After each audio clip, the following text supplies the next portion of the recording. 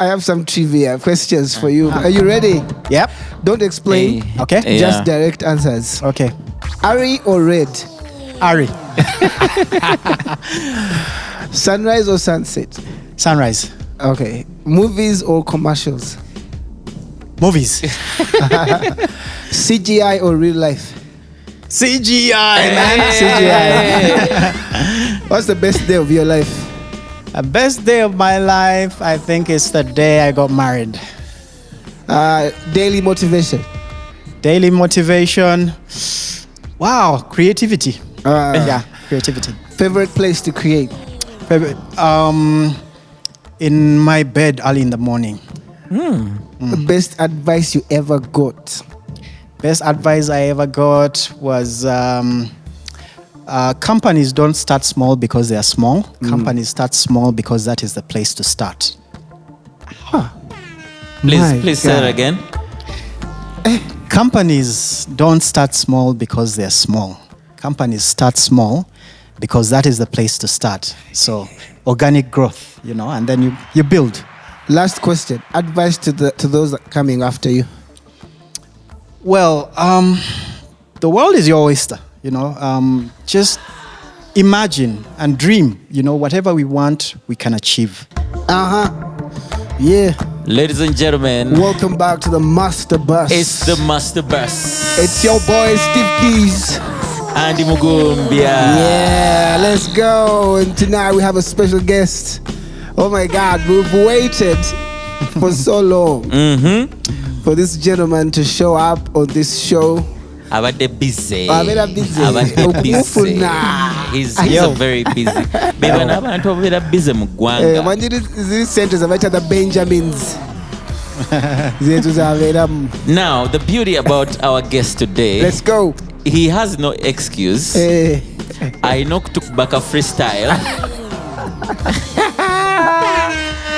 It is Peter Mukiibi from Admire. Put your hands together for Peter. So, Peter. You have no excuse. I know your background. Oh, man. You used to be a professional rapper. Actually, let me take this back. Yeah. Here we go. Let's go. Every creative that we host has to do a freestyle. Wow. I mean, people have done it. Lawyers, actresses. The last person we had was Nana Kaga. She killed it. So, please don't disappoint. Peter Mukiibi, ladies and gentlemen, from Admire. 1, 2, let's go. Master Boss. Yo. Here we go. Hey. Come on. Go. Yo, it's me and Benon on the mic with Steve Keys, ready to push those keys. Yo, are you listening out there? It's UG's time. Come on now. Let's go.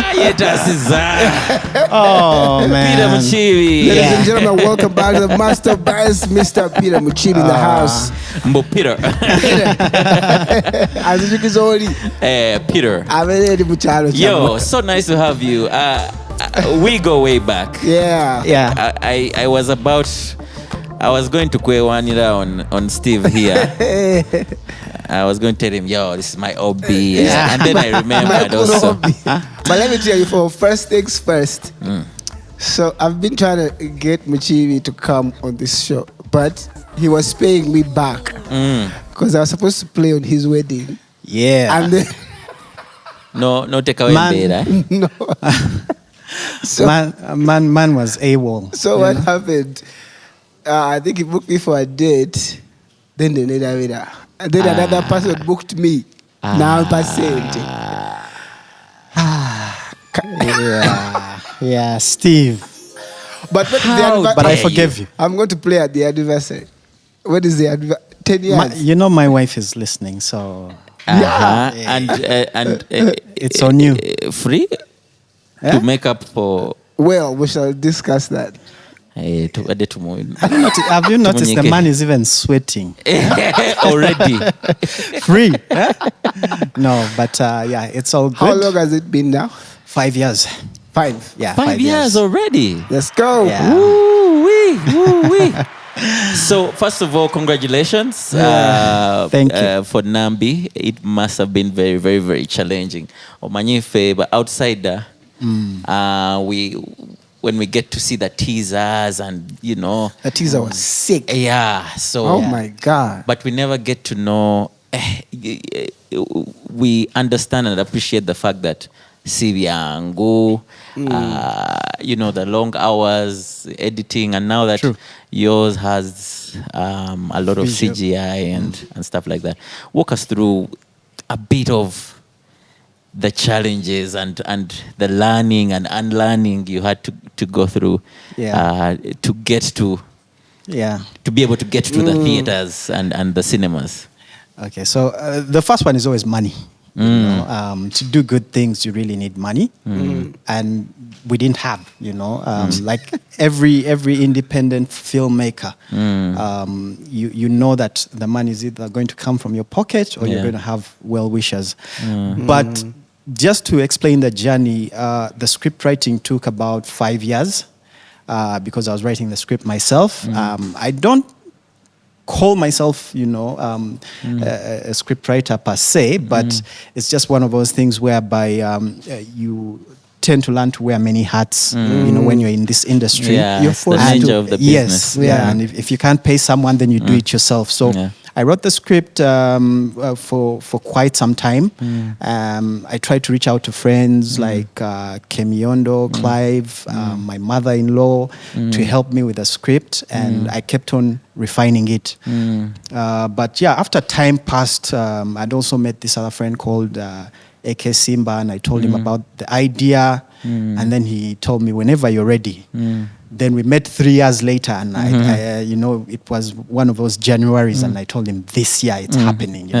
So he told me, no, you still have my offer. Whenever you're ready, we are doing this. Oh wow. Yeah. So getting it from script writing to now the production was also really hard because now you have to put together a team.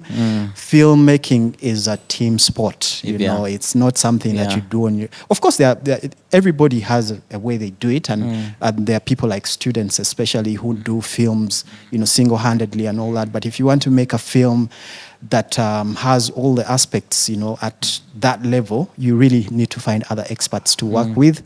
So that was a bit of a challenge, talking to people and interesting them into the idea of, this is a really good idea. Come on board, let's work. Giving promises. I deleted the word empty. Promises. That, when we do this and we do this, then we will pay. But yeah, so that's pretty much how it happened. But the real thing that made that film actually be made. And I have to be, very, should I say, direct about this one. It was COVID. It was during COVID. We were just seated at home doing nothing. Then my wife was like, what's up with you? I think my good friend Lukman had just released the Girl in a Yellow Jumper. I don't remember whether it was a trailer or something like that. And she was like, when are we going to celebrate you? It's high time you did your own, your own film. So I just looked at her and I told her, okay, if you're willing to do the costume, I'll do the film, because at that time she had quit. Into design. Yeah, She's a designer. badass stylist. Shout out to our madam. Yeah. So yeah, she really supported me on the journey. Okay. Yeah. So that's how, in a nutshell, we started. Of course, I don't know if you want to hear the other part of the production and the That's post. why you are here. Oh. And this show is meant to shed light on things in the creative world that people never actually get to see. That's why we have people like you, and not the actual superstars that we see on in front of the camera. Because for a kid sitting at home who watches Nambi on the screen, we want them to get a picture of how the whole thing happens. Yeah. in their head, sometimes in your head you see things on the screen and say, I'm going to do that, but then you don't know what the process is. Yeah. So when you share your experience, anything that I mean, this is what the show is all about. Okay, yeah. So of course, first of all, is Nambi your first film? Yes, it's my first film. Wow. Okay. I had worked on some films before, but for other people, for people like Kemi on Chemvu. Yeah, I think that's the one, and then Nambi. I also know that you do some post work for Sanyo. Is it Sanyo or Prestige? Yes. I think in season 1, season 2, and some season 3 work. Yeah, so that was something. But of course, jump to that. Yeah, so, TV is very different from film. So. P.S. We've been trying to get Kemi on this show. So Kemi, if you're watching the show, please. Yeah, Kemi is a good friend. We are bringing you on the show sometimes. Yeah. Yes, very go talented. ahead, sir. So how the production started. It was with a meeting with Simba. We met at Cafe Seria and we said, okay, let's do this. And then after him, I realized that I needed to find a producer who was really experienced in the film industry in Uganda. So I reached out to Usama. I'd met Usama during our days at Sanyu, and we just had a bit of interaction there. And then I knew at that point he wasn't. So one of the things that I didn't want to do or run into is picking a person who was on a production. And I remember even when we were looking for a makeup artist, there's someone they had referred us to, but when we reached out to her, she was on a production. And she was like, oh, let me talk to my boss and see if he will allow me, because we shot the film in Moyo.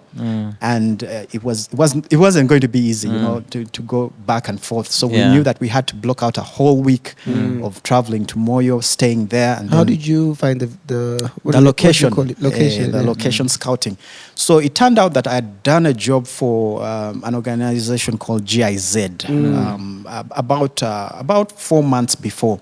And it was a job, documentary about refugees in Uganda. So we had traveled up, in Adjumani, basically far north up. Moyo was one of the longest distance I'd ever been on. 9 hours, 11 if you're going slow. Oh my God. So imagine we're in our drone behind those GIZ Penkonis, and they are flying, and you're like, okay, guys, we'll catch up with you, So depending on the car you're using, it can be 11 hours. And had seen the place, but I hadn't settled on it. So when we were doing the pre-production, we scouted a number of places. We went to Soroti, Kabale. Basically, we were looking for a backdrop that has no sign of human settlement, because the story required that. So, for instance, in Kabale, my friend Wilbur had found us some caves, but everywhere you would turn the camera, you would see lights. We're like, no, this will not work. And then Simba had seen my pictures on Instagram, social media, when I was in Moyo, and he was like, where is this place? I told him it's Moyo. He was like, let's shoot the film from there. I said, nope, I'm never going back. It's so far. It's so hot. You guys, it's so far and so hot. So I had vowed never to go back. And then he managed to convince me that let's shoot the film. So Simba came on as what? Art director? Yeah, so Simba was the production designer. Production designer, of course, doubling. And then he insisted we go there. So, but Simba doesn't live here. Simba lives in Belgium. So we did a recce back to Moyo, because we had seen the place, but we didn't have the actual location where we would shoot the film. So we had to go back there. I think we spent 4 days doing a location scouting. There's a place where we had to cross, and they tell you, hey, man, the other side is South Sudan. You have to be careful where you tread. Oh my God. Like on those borders, usually there are landmines and all that. So you have to just be careful. My God. So, but I mean, it's risky. Sometimes can get that adrenaline pumping. So we were location scouting with pangas and all that stuff. And then luckily on day 2, we bumped into a Muzei who was like, I have some caves on my hill, So we're like, okay, did they take us there. understand what exactly you were planning to do? So we told them we were just shooting a film and we were looking for caves. Now, of course, you would argue that there are caves in Soroti, there are caves in Buganda, and in Mukono, where. But with all these caves, you have to be careful. Like the ones here in Buganda, they told us, if you're going to shoot there, you have to be ready to fast. You undress, those things. Mikolo. And then so we realized that we needed something that was nothing really was happening there. So they showed us this cave. They told us people used to hide there during the war and stuff like that. And the first one we got to was too small. When you're shooting, you always have to look for enough room for the camera and space. Then on day 2, we trekked again the hill and looked for another cave until we found the one that would work. And then we did all the measurements and things like that. And that's the cave we ended up using. But aside from the location, so of course you have to do what you call prepping. And it took us about 4 to 5 months prepping the crew. Because, acting is one of those things, and people never realize this, but it's something that you really need to get yourself into. You just can't wake up in the morning or of course there are people who are really experienced. But even when someone is going to do a script for Black Panther, they will ensure that he has it way prior so that he goes through it and understands. So we did about 4 table reads with the actors, basically blocking their steps, choreographing the acting and things like that, practicing the accents. You could think that it's in Luganda or in English and it will be that easy, but you also have to be mindful that what are you trying to depict? How are you going to say those words? Is it going to be English or like Ugandan English, or are you? So it took us 4 months just working with the actors, then also doing the costume. The costume designer needed time. Then with the makeup, we went through a number of different styles with the hair, with just seeing what would work.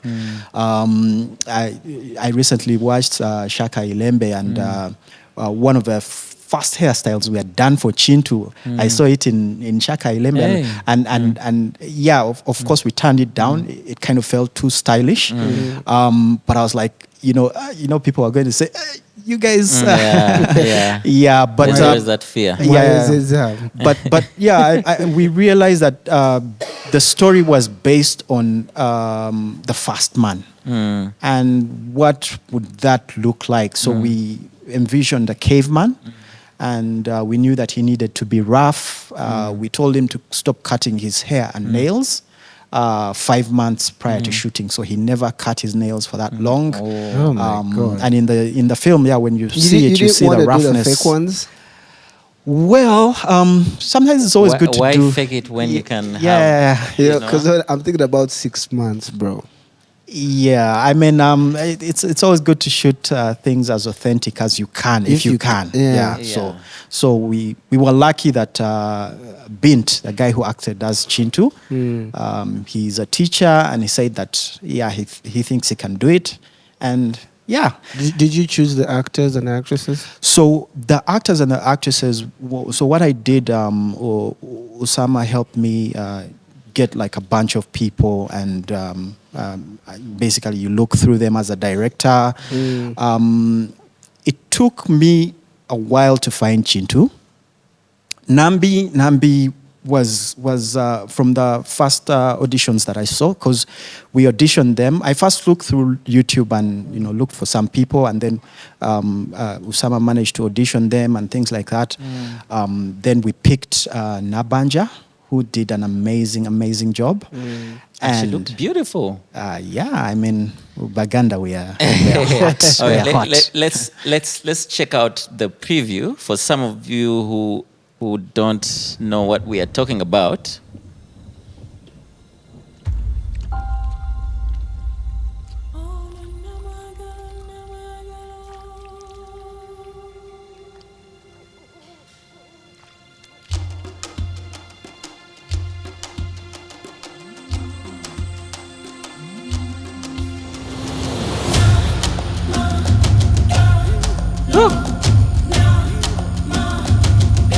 You know, it already feels grand and The sound is amazing. yeah. Woo wee!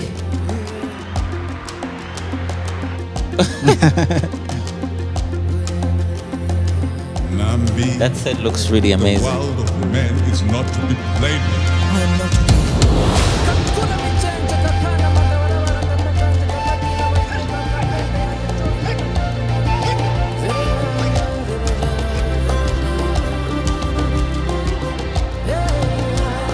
Wow.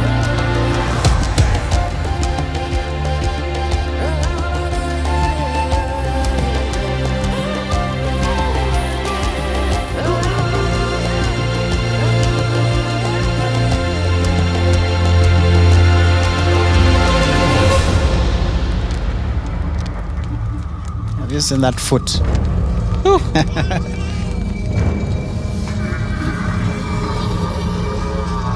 Who is that? Walumbe.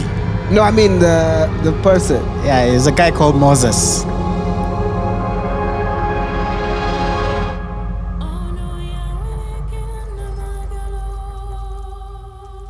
Woo woo woo! Man. Nambi. You know, let me tell you something. Like the first time I watched this trailer, and I saw this, that image, and Nambi, the world of men is not to be played with. that. Straight away, I'm thinking, oh, processing power. Yeah, man. Yeah, those things made us days sweat. of render. Yeah. and, you know. Oh my god. They made us sweat. Yo, this. Na- it's- Yeah, actually, in the film, even though we had shot, I think we shot 8K. We couldn't afford the 3D renders, even in 4K. that resolution. Yeah, so we had to bring everything down to 2K. You know, so which is always a tough one. You're like, oh, because you have to balance the Yeah. images so that something doesn't look too sharp, and then this. So those were some of the challenges we faced. And the thing about computation is that you would think if 2K, let's say, costs $1,000, 4K will cost 2,000. No, but it's like 8,000. It has that compounding thing, Wow. because the atmospherics and all that stuff, the wind, the smoke, the foliage. Aye. Wow. Yes. Wow. So it's fair to say that this is a big budget. Yes. In terms of what it would take to execute, it was really, really big budget. Of course, because of the experience that we've had, like playing around with these this is your softwares world, and really. stuff. Yes. Admire. Yeah, this is your world. We were lucky. We were lucky that we didn't have to pay ourselves. We just needed to worry about the render money. That because the rendering Oh, we you couldn't had do to it use in render house. farms. Yes, we couldn't do it in house. Yeah. What motivated you? I mean, besides your wife, obviously. Yeah. But like what made you feel like I really need to jump on this project? So I've always felt like we have very rich stories as Africans, those mythologies, at least when I was young. I remember very well when they would tell us those stories, whether it was by the fireplace or even in class, in P1, and they're telling you, today we are going to learn about the first man, Chintu. It was so fascinating the way they were delivered. And when you hear the stories of how, Walumbe used to pop out of the halls and then rush back in, take Chintu's kids, and the whole Gulu, I had always desired to see that story on film, and I think when I first saw, I think it was Lord of the Rings, and of course you see all these Greek mythology films, and you're like, where, I remember our stories. Yeah. So for me, that is one of the things where I kind of looked at, and the good thing is that film is beginning to really take up in Uganda, and it's growing. We are producing more and more films, but for some reason, no one was really attempting to produce our stories at that level. And if you remember those stories from Chintu and Nambi to Gipiri and Labongo, the Bachwezi dynasty, you know, the Babito, those all had unique characters and characteristics about them. And I can't wait for us to tell more of those stories. But of course, it's a game of genres, and you find that you might need these stories, but you also need the comedy, you need the drama, you know. So yeah, I just felt like, you know, if everybody's doing drama, comedy, action, you know, maybe I can do this historical thing, and I had the passion for it. Yeah, but I think also, I think everyone tends to be pulled into an area like they're too exposed in. Like, Yes.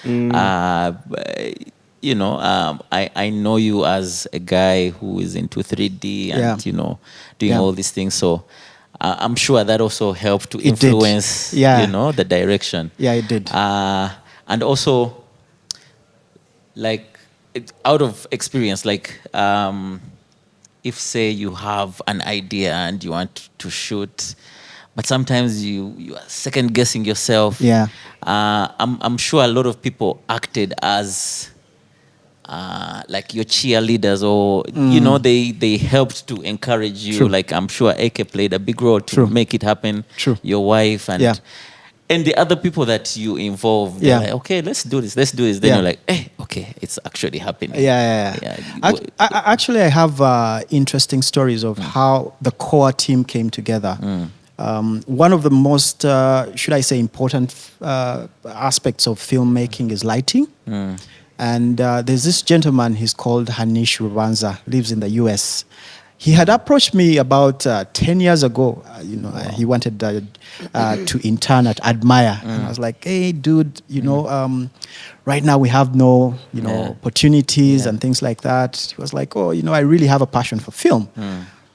But it just didn't happen, you know. So fast forward later, he gets married to an American. They go and live in the US, but he stayed with the passion of filmmaking. So out of the blue, I see his Instagram, and he's always like on film sets, you know, doing things. So I reached out to him one time. I was like, yeah, I'm a gaffer. You know, I really love this stuff. But, you know, Instagram messages, you talk to someone, then you take another yarn, you know. So one day, it was like at 3 a.m. in the morning, you know, when we are asleep this side, they're awake. So I saw him online, and then we started chatting. Then we were talking about many other things other than the film. And then towards the end of the call, I told him, by the way, I've decided to do my short film. And I was like, oh, really? So he says, send me a script. So I sent him the script. And about 30 minutes later, he reaches out to me and he's like, dude, this is really nice. How can I help?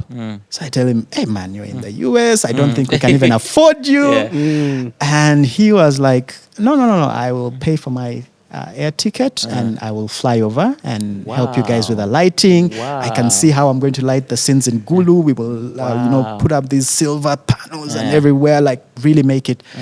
I was like, oh, dude, you know, I couldn't believe it. And then, so he and AK Simba flew in a day before we traveled to Moyo. But he managed to light the film with all the challenges that we had. For instance, we were shooting in the cave, we were shooting at night, and he managed to light it to look like it was during the day. So that kind of experience, you know, but it's because of his background that he has been in the US. He sees how these things are happening. Then the other gentleman was Abu, the other producer. So him and Usama were the producers.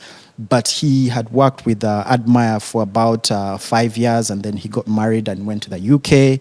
So he's a producer in the UK, but he also read the script, and he was like, you know, I want to come down and help you guys. But he did a lot of work in terms of you know, when you're doing a film, it's not just about the cameras and the people, but, you know, you have to do things like sign NDAs, risk assessment documents and things like that. Oh my God. Because, when you reach that point where you need to sell a film, they ask you for all these things. And if you don't have your insurance in place, and so he was very instrumental. People? Those things. So he was very instrumental in that. And then film has these three parts whereby, the first part where you're doing the financing, trying to look for the money, then the production, then the marketing and what?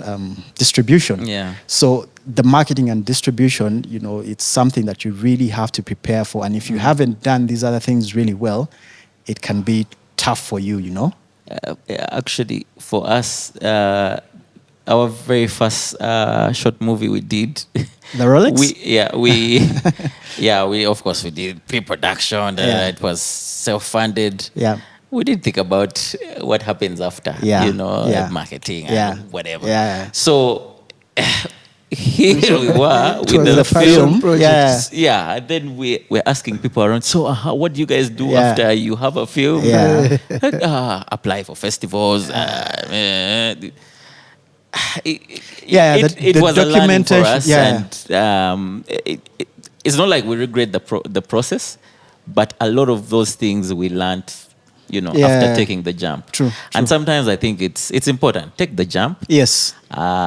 It will always be a learning curve. It's so challenging, and I love the fact that actually, for me, it humbled me because, after like 8-10 years of doing TVCs, music videos, you would think that film is a different monster.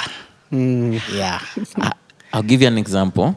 We were supposed to shoot for like 2 nights. It's a 14-minute short movie. What's so 2 hard? nights. First night, it rained. Same thing happened to us. Rain. Yeah. We actually, I think I don't think we shot even a full scene on the first day. Yeah. Second day, tried to patch things here and there. It was a learning experience and very humbling. Yeah. I respect film. Yes. How long did it take you to shoot Nambi? So we had planned for a 5-day shoot in Moyo and then a 2-day shoot in Kampala. But because of budgets, we had to cut the 5-day shoot to 3 days. So here I am panicking, sweating. We have no money. We had booked, I think, for the first 2 days in Moyo. We didn't have the money for the other days. And then my producer looks me in the eye and he says, Peter, we're going to shoot this film in 3 days. I'm like, there's no way, look at these scenes. I've blocked out my scenes.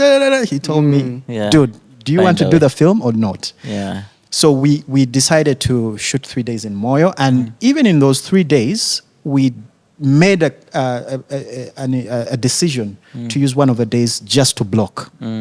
So we arrive in Moyo, the crew is tired, the journey was so long, we tell them, okay, sleep. The next day we use the whole day to block and basically to get them into the rhythm of climbing up the hill because it was a 20-minute walk up the hill. And then we did blocking. Now on the day of the shooting, we were ready.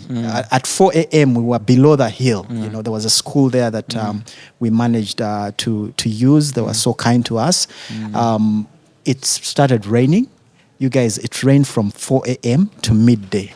Now the 2 days have turned into one and a half days. That's why I told you that Gaffer had to light the cave to look like it was during the day, yet it was at night. So that shoot. Exactly. So it was really hard trekking up that hill with the costumes and things like that. But the team was really brave. The locals in Moyo, kudos to those guys. And the tourism guy in Moyo, some gentleman called Alex, they really helped us gather people. And they were fascinated just watching us shoot. Like those Walumbe scenes. The kids were standing on the rocks and just really mesmerized seeing the smoke and the fire, all those effects in camera that we had to do. So that's how we ended up shooting in 3 days. And then we came to Kampala and did 1 day because that's what we could afford. And then we boxed. Does that mean you everything. had to, did you lose any scenes? So we lost scenes in Moyo. I had to make that decision that, okay, we're going to cut out this scene. There was a scene where Kayiku's was supposed to appear as a tornado and then enter the cave and yank his sister out. So we had to cut that out because we needed to gather dust, huge fans and stuff like that. So that we had to do away with. And and then the other part was shot in Belgium. Belgium, yeah. So there's a scene in Belgium. And the reason why that scene is in the film is that the first time I shared the script with some people, people who had knowledge about things like Netflix and marketing films, they were like, where's the marketing angle here in this story and all that? I know how those stories are. If you remember, for instance, like Gods Must Be Crazy, how they dropped a Coca-Cola bottle. That product placement, can do well for the film because then you can get some money from those. But now the story of the first man, you're like, where do I put anything? There's nothing here. So in the end, I had to write this scene whereby the film starts in the diaspora. And it was basically to show that people, of course, leave their countries, Uganda, Nigeria, and go to live in the UK, but they still want to be in touch with their roots, you know, their homeland and stuff like that. So we had this family in Belgium, very good people. They loved us. They're half Belgian, half Ugandan, half Kenyan, I think the husband is from Belgium. And their kids are half caste, half Ugandan. So they just want to trace back. Yes. And it worked out magically, like that. So they gave us their house, they gave us their kids. Simba's kid was also one of them, and they did an amazing job. Oh, interesting. So you had to fly to Belgium. So now that was another thing. The producer kept on saying, Peter, you have to fly. But I was like, how do we use money to fly, when we have people who haven't paid and all that? So in the end, we decided that I would direct that scene remotely. So we did about 2 meetings with the kids and the grandmother and the mother, just basically walking through their lines and trying to train them. And then on that day, you guys, I was directing on Zoom. So that the DOP, some guy called Evo, that side, managed to get a system. I think I met Evo. Yeah. He's been to Uganda. Yeah, he has. Okay. So he managed to set up a system for me whereby I would be routed in through Zoom. And you guys, I was on that Zoom for like 9 hours straight. I got tired. My phone was hot. But you know how it is when you're trying to direct kids and you have to be patient with them and things like that. Oh my God. And then we had to wait for the timing because some scenes had to happen at a particular time. So that's how we did the film. Young directors out there, do you still want to direct? Incredible. And that's the thing about our industry. Like, people always look at us and they're like, oh, that guy is cool. What he does is cool. But it's the such work. hard work. Work. I wish people would know. And not in a way to discourage them, but you just have to prepare your mind that you're not coming to look cool and be cool. Like, you're coming to work. So once you have that mindset, then there's nothing that you can't achieve. Interesting. It's just like making music. People may not understand that it involves like sleepless nights, literally doing things over again. Sometimes people say things to you that make you think twice. They're like, no, I think your voice sounded bad in that song. I think you're like, sometimes you're spending an hour just looking for the perfect sample or a kick. That's the most annoying thing. And if there's someone in the room, they're always like, would I just put that you keep playing that thing over and over again. My friend, man. it has to feel, not even to sound right, it has to feel right. Exactly. So, reason why I asked you about if you deleted any scenes and left out, so that's something I also learned. So I have a very crazy business partner. Yeah. I think to push us the creative side of the business, sometimes it just creates timelines. Yeah. So for Rolex, it was like, you guys, let's design a poster, put a release date, and put it out. Yeah. Because he saw I was over. So now you work backwards. So some of the things were not making sense in the edit because we're not able to shoot everything. Yeah. And thank God, when I happened to I was chatting with Lukman, and he told me, yo, dude, most of my films that I put out, I am like 40% happy with them. Yeah. I'm like, oh, Yeah, sure. Yeah. sure. So I had no clue that actually most of the films the directors are not exactly happy with. Exactly. But that's stuff that for you, you know. Yes, true. Yeah, the people out there, you know, True. the story can easily make sense. And Yeah.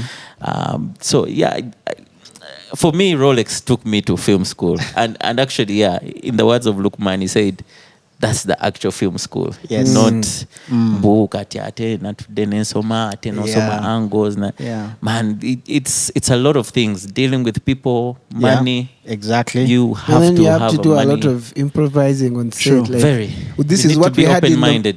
this is what we had in the mind, but it's Yeah. not working. Yeah. Now. Yeah. So we have to find a way of making it work. Yeah, and that's why I said it's really a team sport, because now Yeah. you can imagine the director having all that headache of people wanting money. You know, they're like, you guys have refused to unload the truck you know, until you. And it can be man. small things Yeah, like yeah. those. But for me, Abu, Usama, and Sharp really, they really.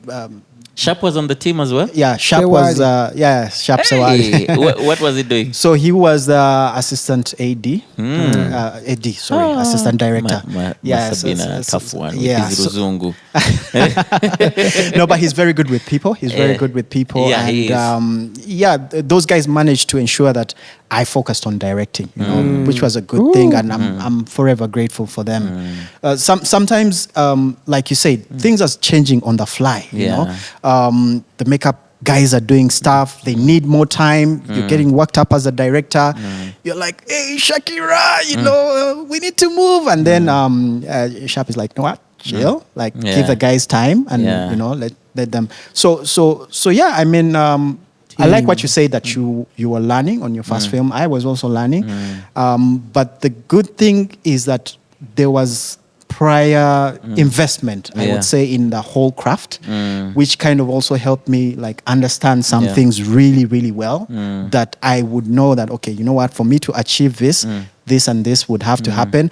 I'm first an editor. I'm a very good editor. That's something I don't fear telling people that I really edit well. So it does help if you're a director that can edit. Exactly. Sometimes you know you can direct a scene and you're like, okay, I see the edit. Exactly. Even when I'm doing, you know, like commercials, I will know that by 5 p.m. we'll be done because I've already edited the thing in my head. I know exactly like this scene, and when I get the scene, I move on. You know, I'm like, and it's something that you learn over time. I remember the first time when I was editing a TV show, and the gentleman was telling me, "Man, stop holding on to scenes, like lose it." You know, and then you learn that okay, when you're on the chopping board, you just have to, because you end up with a lot of stuff that you can't use. Exactly. So, yeah. Oh, great. I want to ask you. So in school. Me, I knew you as a rapper. How did you know that is where we were going? Because as a rapper, those days. But how do you end up in should I say how do video? we get here? Because You have a picture. I am going to pull up something. Let's go. Come on pull now. up something because Come sincerely, on now. how do we make the big jump from? Oh jeez. Oh jeez. Oh no. Guys. Oh, by the way, guys. I just bed shit. Guys, that's It's a me. backdrop. It's a back. That's me and Benon. So now I guess people know how far we've come. But I'm forever grateful for this gentleman, and I'll tell you why. He introduced me to music. Really? We used to sit on the same desk. You might have forgotten, but you're the one who told me, these guys, Boys to Men, we sing. Steve is feeling bad. You took me to Chemwa. Michael Chris. Michael Chris. Yeah. So yeah, we used to love music. Yeah. Bone Thugs and Harmony. Yes. So how do you get from here to admire to into the film world? Is it what you specialized? Has this part of the journey helped you in some way? Yes. In the film and creative world? Yes. So, wow, like it's such a huge step, when you look at this and what I'm doing now. But the truth is, I can't recognize you. Yeah. Actually, a lot of people thought it's Vampos. You know? No, that's me. That's me. But anyway, So what happened is that I really had a passion for music growing up. I used to listen to a lot of tapes. We used to go to Container Village. Yeah. You took me there, and we what's would that buy guy's name? tapes. Sechi. Then there was another person down there at a mall that you took me to. But anyway, so I used to love music a lot, and then. Even when I, grew up, at some point I started like this music group. We were in church singing, and this guy from Kenya approaches us and he's like, "I can make you guys big." So we're like, "Wow, this is amazing." So he tells us, right now everybody's going to Kenya. That time it was Chameleon, Bebe Cool. They were all recording from Kenya. DJs. Uganda hadn't yet picked up. So we collect money from our parents, and then This is after school? yes, after school in our vacation. So we collect money from our parents. We get onto a bus. We had money for a studio, and we go. And this gentleman meets us, checks us into a hotel. I don't know whether it was a hotel or a motel or whatever it was. He checks us in. Yeah. Actually, it was a lodge. He checks us in. He asks us, "Do you have the money for the album, recording the album?" We're like, "Yeah." We count the money, give it to him. It's like, "Oh, okay." And then for your 5 nights in Kenya, he's like, "Let me pay. We're going to get you to another better hotel. Just give me the money. And then tomorrow I'll pick you up at 4 a.m. because we need to be at the studio at 5, Like music is a serious thing here. You can't... Man, 4 a.m., we are ready, The guy is nowhere to be seen. This is a guy who met us at church, So I didn't know that's where the story was going.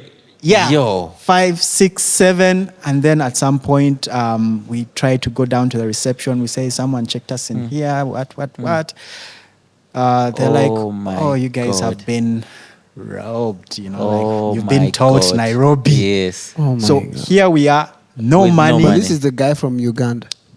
He was a Kenyan. No, I mean he was Kenyan, but yeah, you met he him came in to Uganda. Uganda. Yeah, he met us at KPC Watoto. Eh. He was like, "I can make you guys big, come to Kenya. my God. You'll become Do you know where celebrities." he is now? Never met the guy again. Okay. But anyway, so my friends get onto the next bus and go back.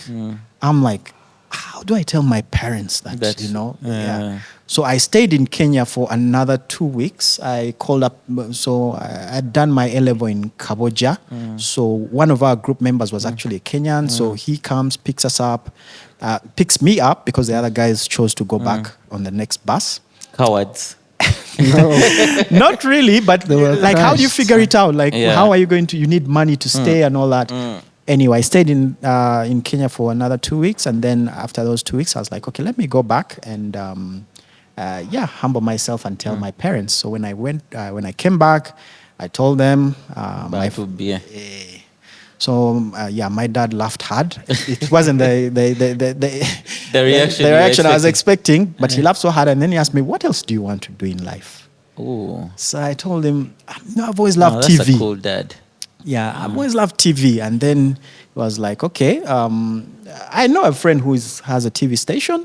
I can talk to him, and you go and do an interview." And then, so he got me an interview. I went, did the interview. They didn't call me for like 6 months. So you can imagine, you're in your vac, then your friends start school, you're there, you're not sure.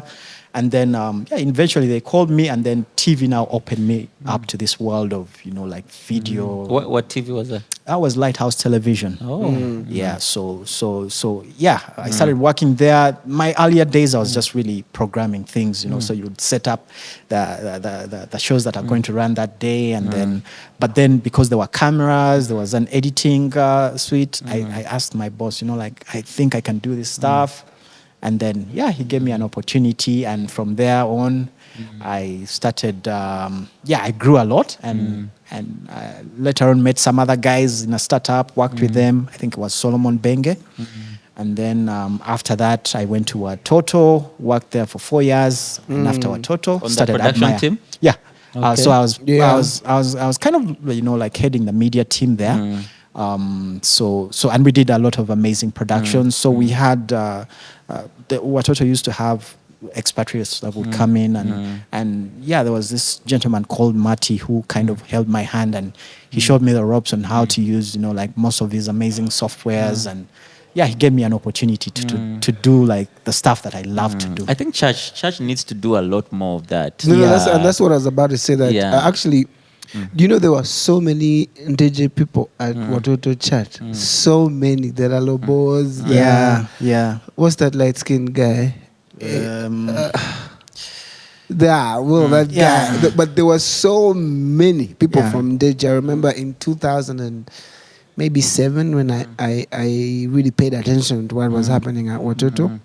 I met a lot of OBs and OGs in that place. That place really shaped a lot of people's. Yeah. They did a great. So you never went to uni? So my uni. So while I was working, you know why Benon is laughing.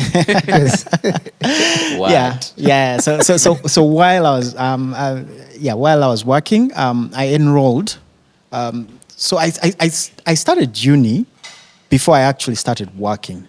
And then I dropped out because I was bored. And I felt like I was wasting my parents' money. What were you studying?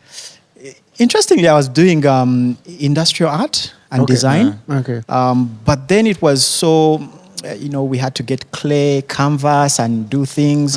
And at that time, computers were really picking up. And I was really fascinated by what you would do in a computer. Like you would draw a box and color it red. If you didn't like it, you would change it to green. With a canvas, if you put a color, that's it. So I dropped out, and then while I was working, I managed to save some money and pay for myself to do a course at Uptake, which was a diploma in design. So I learned Photoshop, the whole shebang. Designing. Okay, interesting. So how do you start admire? Walk us through that journey and how easy or difficult was it? For me, it was difficult because I'd never seen myself in a leadership role. And I had this friend, we were together in Deja actually, he was called Robert Mukasa. And every time he after school, he went to South Africa. So he did his uni in South Africa. But he used to always fly back and he would always check on me for some reason. And then he would always see the things that I was doing at Watoto. And he kept on telling me, you're really talented. You know that? And I'll be like, yeah. But I didn't really take it serious. So after leaving Watoto, it was after he had convinced me that you should start a company, but I still didn't think I had it in me. So I took my CV around to TV stations, NTV, I can't remember the other one, UBC and all that. But I think my CV just looked like, one of those people who you're like, I'm a creative, I want to do things that people haven't done before. But he kept on telling me that, if you go to these places, you're going to be boxed in. You will only be able to do the stuff that you like to do if you're like your own boss, So after some time, I said, okay, you know what, let me give it a shot. So for me, it was kind of like something I just did out of testing. I said, let me start a company and see how that goes. So when I started the company, I remember he asked me, what do you want to call the company? I didn't have names. And then I was writing down these softwares that I wanted to use. And then at that time, there was a software called Maya. It's still there. It's a 3D software, very good at building worlds and things like that. So I kept on asking myself, should I add Maya to this list? Very expensive, about 7,000. That's interesting. So should I add it? Shouldn't I add it? Should I add? At some point, I just called this like, Admire, So I called him and I said, I think I'm going to call the company Admire. Like, okay, it's a cool name, it rhymes and all that stuff. So that's how the company started. I talked to another friend of mine who had met through Solomon Benge called Arthur. He was really a kid at the time. He was actually still in school. And I talked to him to come and be a partner with me. So it was me, Robert Mukasa in South Africa, and then Arthur Nakaka, who was at campus at the time. So that started the company on my dining table. So my housemates allowed me to use the dining, to do work from there. And then from the dining, we moved into the garage, and then from the garage, then we moved into our premise at some point. Better space. Yes. One of the things I'm hearing, partnerships. Benon has always been talented. When he got a partner, his life. First, go back. You said Avoris. He doesn't believe in himself, but This guy, he doesn't like to give me my props, but it's okay. I learned from the best. Yeah, but like partnerships, a lot of creatives, we like to work alone because we always think that guy, you're gonna kuja an idea. True. Yeah. But partners are always important because they always check you. They're like, Yeah. but I think you should, they give you another perspective to your ideas, which we need, even like in music or any creative arts. Yeah. You need someone who can be like, you need to think about the money. Because sometimes us, we are just passionate True. in creating things, but someone has to tell you, but does it make financial sense? Or what does, know, so that it gives you that other, that other mindset. Yeah. For example, like Benon and Julius are two very different individuals. Yeah. But that's exactly what makes What you need. Swangz, what it is today. It's very important. So people out there, you need to know partnerships are important. For anyone who's going to do something big, you need partnerships. And from all the stories that you are talking about, I think you've generally been a nice person because people don't have if someone can invest their time in you, like, I like your idea, I'm going to pay my own ticket and maybe $1,500 or $2,000 ticket and come, and we do this thing. It's because that's the kind of person they see you as, and if you've put in the work, so so just your journey from the dining table to a garage to that's growth. But it's slowly steady and I love the fact that those baby steps, you're learning tons and tons of things and steadily also gaining the experience and also and makes it beautiful. From what Peter is saying, partnerships not just in business but even in life, because there are some days where the whole world is like, no, you're going to fail. True. And then you need that one person who's going to be like, I think you can do it. I think Peter goes back in the evening and asks his wife, do you think I can really do this? And she's like, of course, you're the best in the world. And then the next day is like, I don't care what everyone else says. True. So like those friends or whatever you want to call them, wife or best friend or whoever it is, like who believes in me, somehow in my heart I feel like you can do this. And I don't know how you sold that dream, because I think one of the things of, like, if you want to achieve a big dream but working with people, you have to sensitize them. You have to get that idea out of your head and make them see it. Otherwise, if they don't, they're like, no, we don't have time for that. Actually, that's the thing.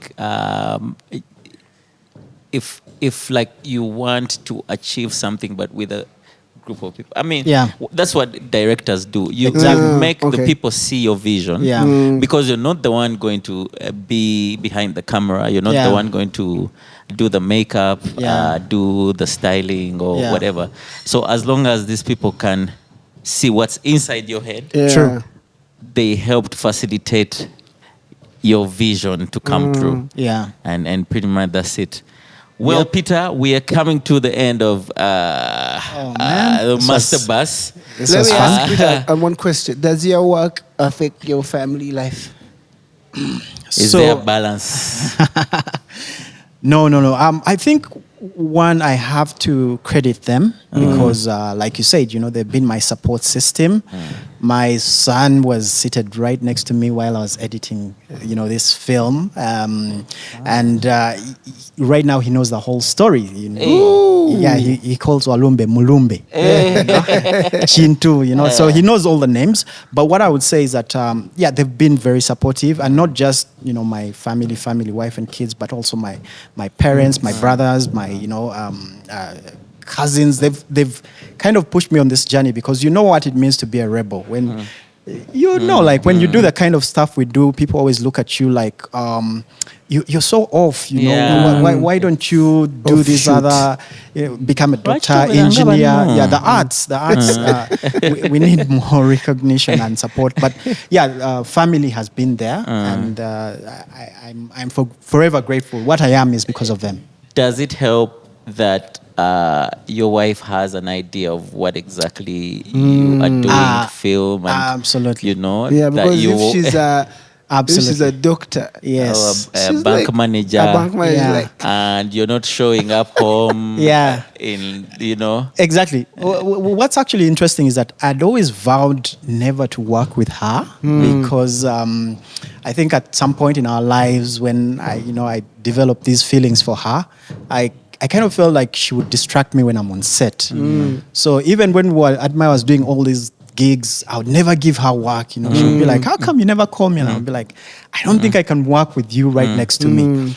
But then, as we drew closer, courted and then got married, I started realizing, how creative she was. Whenever I would be doing things, she would tell me, this thing, you need to change it, or yeah. So you had to come down. yeah. Or like you say, you'd be lying on the bed and then you're going through something, maybe the designs, and then she's like, this won't work, and then you bash your heads. But yeah, it's been very supportive that she's also a very creative person, and she really, really cheers me on. Nice. is Admire open to collaborations? Yes, of course, because you realize that I think where we are going, if you look at most of the Western films, you will see a film like Iron Man, and it has over 10, 20 studios on it, whether it's VFX or what. So I think even us as Ugandans, we need to get to that level where we learn how to harness our different talents and bring them together. I can imagine, like having like a Benon Mugumbya on some music thing, and then you have like this visual guy like Lukman. It starts to help, bring that best of the different worlds together, and also it opens up your audience to a much bigger audience. So you can imagine, if you have 3 great people on a project, all the people who are following that person. So yes, Admire in a nutshell, we are. Yeah, I think that's the only way we are going to be able to do big films. And, that's